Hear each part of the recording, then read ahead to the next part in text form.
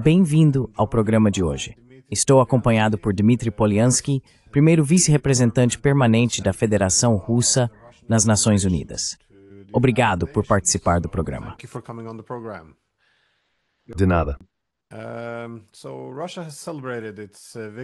Então, a Rússia celebrou seu dia da vitória e comemorou as pesadas perdas humanas que a União Soviética sofreu ao derrotar a Alemanha nazista.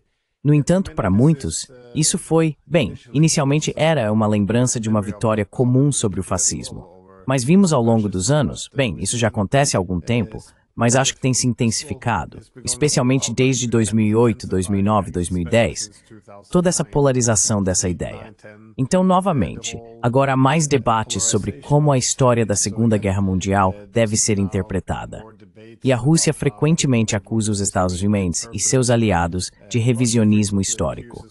Quais você vê como as principais questões em torno de como lembramos a Segunda Guerra Mundial e por que isso é importante?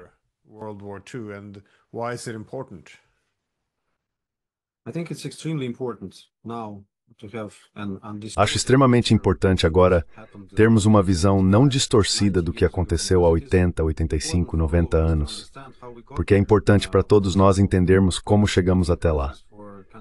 Por exemplo, para os países europeus, para países como a Alemanha, é importante aprender as lições do passado, porque Hitler foi eleito democraticamente e teve um apoio enorme e esmagador em seu país. Ele também teve apoio em alguns outros países, e houve marchas pró-Hitler na Europa, no Reino Unido, nos Estados Unidos.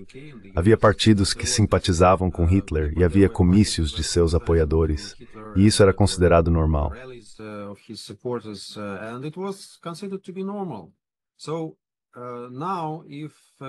Então agora, se a Europa tenta ignorar partes muito importantes de sua própria história e simplificar as coisas, colocando a culpa na Rússia, porque não gostam da Rússia, porque a Rússia é grande demais, porque a Rússia é independente e quer seguir sua própria política e quer que seus interesses sejam levados em consideração. Se por causa de tudo isso eles querem distorcer a história, se querem inverter tudo o que foi dito e feito sobre a Segunda Guerra Mundial depois da guerra, acho que isso é a coisa mais perigosa para a Europa e para os próprios Estados Unidos. Nós, na Rússia, é claro, estudamos a história de forma muito aprofundada. Há muitas coisas interessantes, muitas coisas controversas sobre a Segunda Guerra Mundial. E sabemos tudo o que aconteceu lá.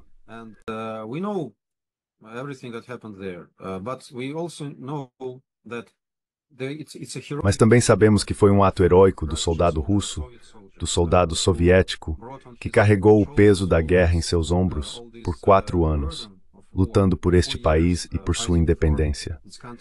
Sabemos sobre as atrocidades absolutamente enormes que foram cometidas pelas tropas fascistas alemãs na Rússia.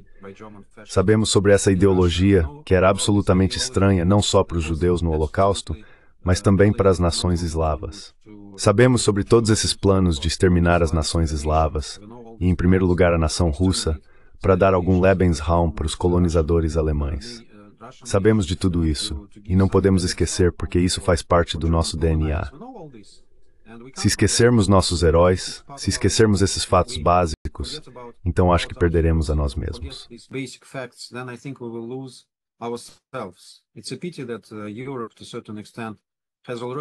É uma pena que a Europa, até certo ponto, já tenha se perdido, que existam gerações absolutamente ignorantes sobre a Segunda Guerra Mundial, que estão sendo manipuladas e que agora dizem que Hitler e Stalin são mais ou menos o mesmo mal. Todo historiador, se tiver algum tipo de consciência, eu acho, e analisar os fatos, dirá que isso não é verdade. Mas a política interfere na história neste momento. E a história está sendo distorcida em nome de algumas ideias políticas para manchar meu país e manchar seus planos e sua política. Isso é absolutamente chocante o que vemos agora, especialmente em certos países da Europa Oriental, nos Estados Bálticos e na Polônia. É muito lamentável ver aonde eles chegaram com tudo isso.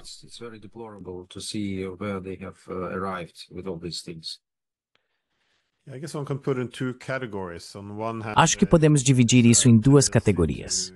Por um lado, há uma tendência crescente de culpar tanto a Alemanha nazista quanto a União Soviética pelo início da guerra, ou seja, como ela começou. E a segunda categoria é sobre como ela terminou. Existem algumas pesquisas interessantes feitas em países, especialmente na França e no Reino Unido, que mostram que desde os anos 1950, quando perguntavam quem foi o principal responsável por derrotar a Alemanha nazista, naquela época, nos anos 50, a esmagadora maioria reconhecia a União Soviética. Mas a cada ano, esse número cai cada vez para o... Eu sei. Como?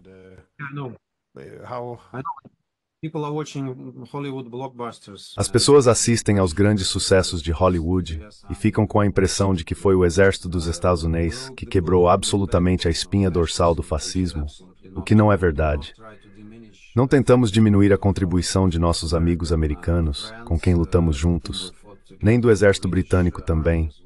Eles sofreram grandes perdas, mas essas perdas são incomparáveis ao que a União Soviética teve que suportar para libertar seu território e chegar a Berlim.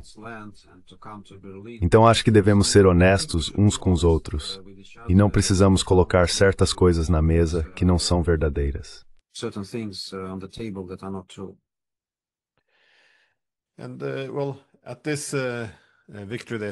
E bem, nessa celebração do Dia da Vitória, é bastante fascinante observar quem está participando, porque se voltarmos alguns anos, havia líderes ocidentais presentes.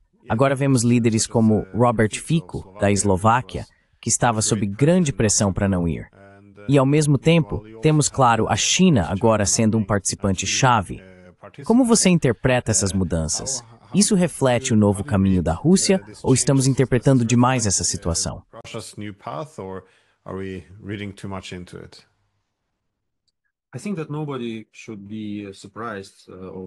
Acho que ninguém deveria se surpreender com a presença da China nessas celebrações.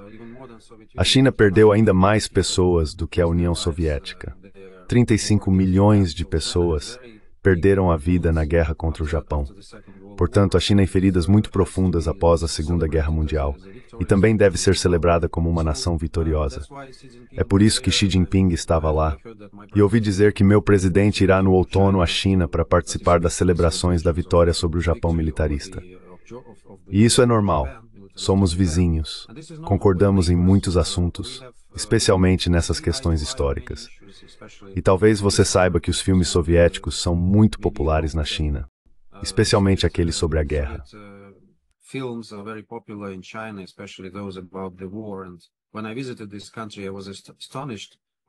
Quando visitei este país, fiquei surpreso com o quanto os jovens chineses conhecem nossos filmes bastante antigos, que já são um pouco velhos até para mim, mas eles os assistem, eles estão nos cinemas e entendem do que se trata.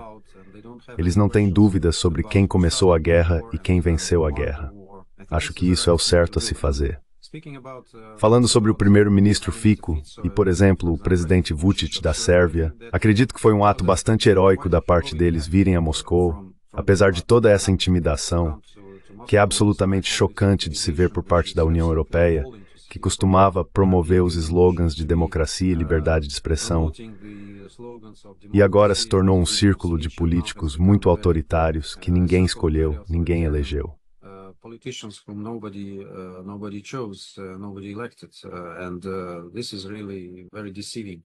E isso é realmente muito enganoso por parte da UE, mas eles têm coragem de dizer não. Eles têm coragem de não seguir a linha quando estão sendo pressionados a isso. E eles têm seus próprios interesses. Eles não são pró-Rússia, mas são pró-Eslováquia e pró-Sérvia, assim como o povo da Hungria é pró-Hungria.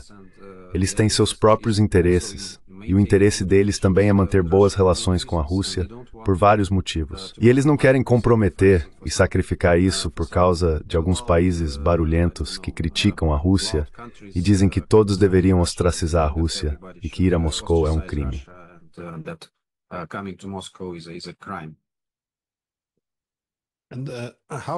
E como a Federação Russa vê o problema do fascismo? Claro, a Rússia é bastante vocal sobre o que está acontecendo na Ucrânia, mas existe uma preocupação maior com o fascismo ganhando mais força. Pergunto por que Xi Jinping foi citado no Financial Times, onde fez uma comparação entre o comportamento dos Estados Unidos durante o momento hegemônico ou unipolar e as forças de Hitler. Você vê da mesma forma, não necessariamente em relação aos Estados Unidos especificamente, mas isso é uma preocupação. not necessarily the United States, but is this a concern?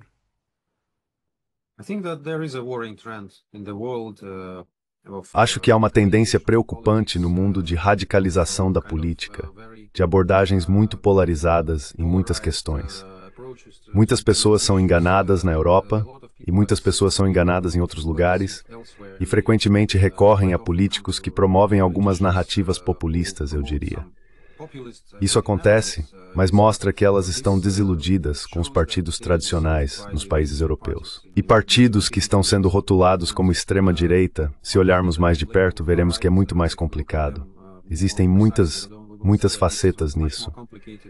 Então, eu não colocaria sob esse rótulo, como algumas pessoas em muitos países estão tentando fazer.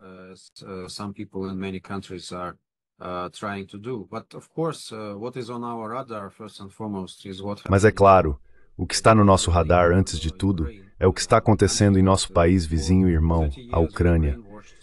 Um país que por 30 anos foi alvo de lavagem cerebral.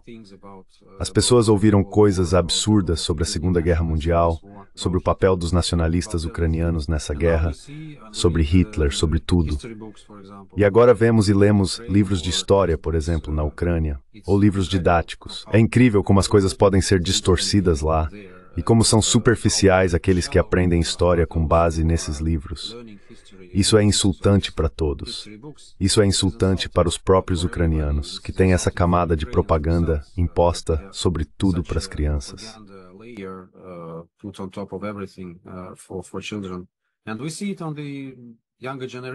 E vemos isso na geração mais jovem, que é absolutamente ignorante na Ucrânia, que confunde completamente o preto com o branco, o certo com o errado. Eles não sabem absolutamente nada sobre a Segunda Guerra Mundial. Não sabem sobre o papel da Rússia. Nem sequer sabem que Rússia e Ucrânia viviam em um mesmo país e lutavam contra um inimigo comum. Para eles, isso é algo que não vão ler nos livros de história. E podem até ter a impressão de que a Ucrânia já lutava contra a Rússia naquela época, e que Hitler era bom e Stalin era mau. Sabe, recentemente saiu uma piada nos jornais russos, uma piada bem amarga.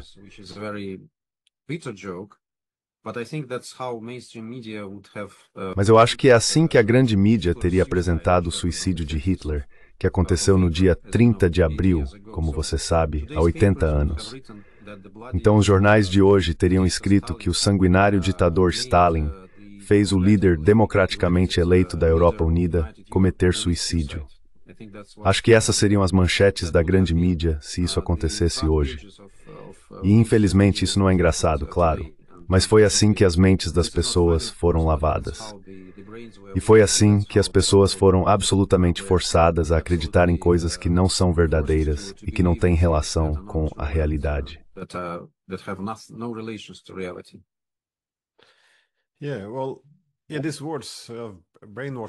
Sim, bem, palavras como lavagem cerebral podem parecer fortes às vezes, mas fiquei um pouco perplexo com o que aconteceu no parlamento canadense. Como todos sabemos, há um tempo, quando todos celebraram um verdadeiro nazista da Segunda Guerra Mundial. Fiquei surpreso, porque deveria ter sido óbvio. Ninguém fez a pergunta quando havia um soldado ucraniano da Segunda Guerra Mundial que lutou contra a União Soviética. Quero dizer, se houvesse alguma memória histórica básica, talvez tivessem verificado melhor quais ucranianos daquela época lutaram contra a União Soviética, e não houve nada. Isso levanta a questão de onde foi parar a memória histórica. Para mim, foi um pouco chocante que ninguém tenha pensado em investigar isso. Mas como você vê as narrativas históricas concorrentes agora, então, principalmente entre os países da OTAN e a Rússia? Você acha que as narrativas históricas concorrentes em torno da guerra ainda alimentam o conflito atual sobre a Ucrânia?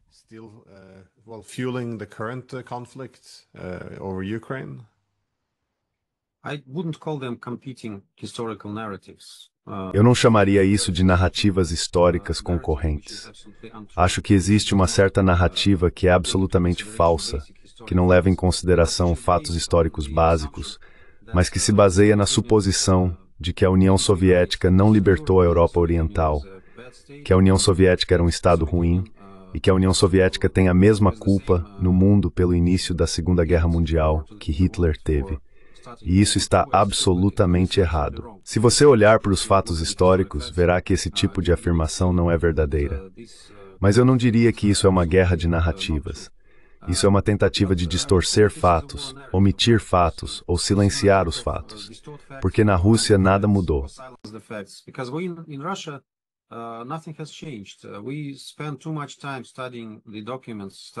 Nós passamos muito tempo estudando os documentos, estudando os fatos, estudando os relatos de testemunhas oculares sobre o que aconteceu, então não temos nenhum problema com isso.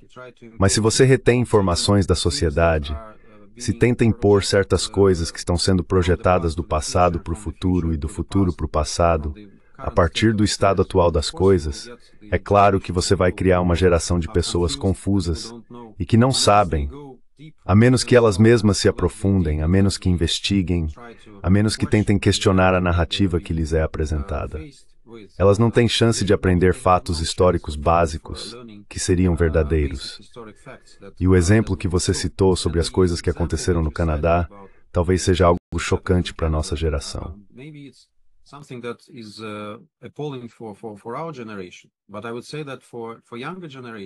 Mas eu diria que para a geração mais jovem, não acho que eles se importem muito, especialmente no Canadá e em outros países. E se fizessem um censo no Canadá, dos ucranianos que vivem lá, e se divulgassem os documentos secretos sobre quantos nazistas realmente foram para lá depois da Segunda Guerra Mundial, quantos foram levados para lá deliberadamente, acho que os resultados seriam muito escandalosos. Isso é algo que eles não querem divulgar. Existe uma campanha para divulgar os nomes daqueles que serviram na Waffen-SS e nas tropas nazistas, mas as autoridades canadenses não querem isso. Eles classificam essa informação. A diáspora ucraniana, claro, não tem interesse nisso, porque ela consiste, eu acho, talvez 90%, ou pelo menos uma grande parte, especialmente mais do que apenas a diáspora, daqueles que lutaram junto com os nativos e não contra os nativos.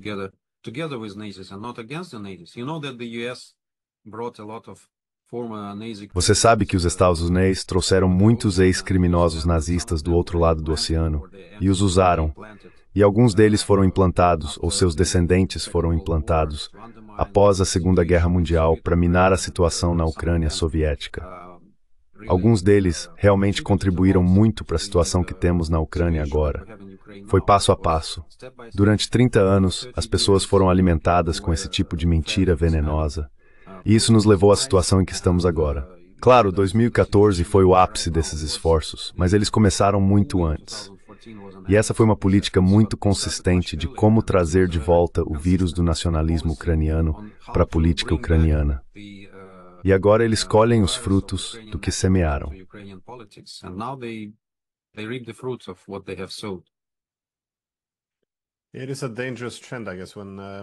É uma tendência perigosa, eu acho, quando vejo Ursula von der Leyen ocasionalmente se referindo ao fim da Segunda Guerra Mundial e como eles conquistaram a liberdade, mas a Rússia nunca é mencionada. E realmente se torna estranho se não vivermos na mesma realidade. Como eu disse, existem narrativas, mas também deveriam existir fatos objetivos que são necessários para termos uma ideia comum sobre o que aconteceu, se quisermos paz.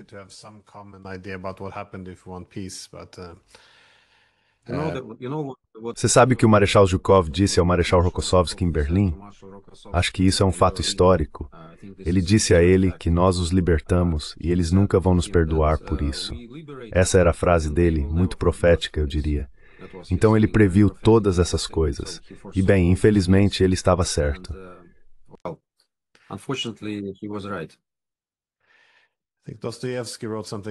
Dostoiévski escreveu algo semelhante na segunda metade do século XIX. Sangramos e morremos pelos europeus durante centenas de anos, e só recebemos o desprezo deles. Então vejo o tema em comum. De qualquer forma, Sr. Poliansky, agradeço novamente pelo seu tempo. É sempre um grande prazer conversar com o senhor. Muito obrigado e parabéns por este dia tão importante e glorioso para o meu país. Muito obrigado. Thank you very much.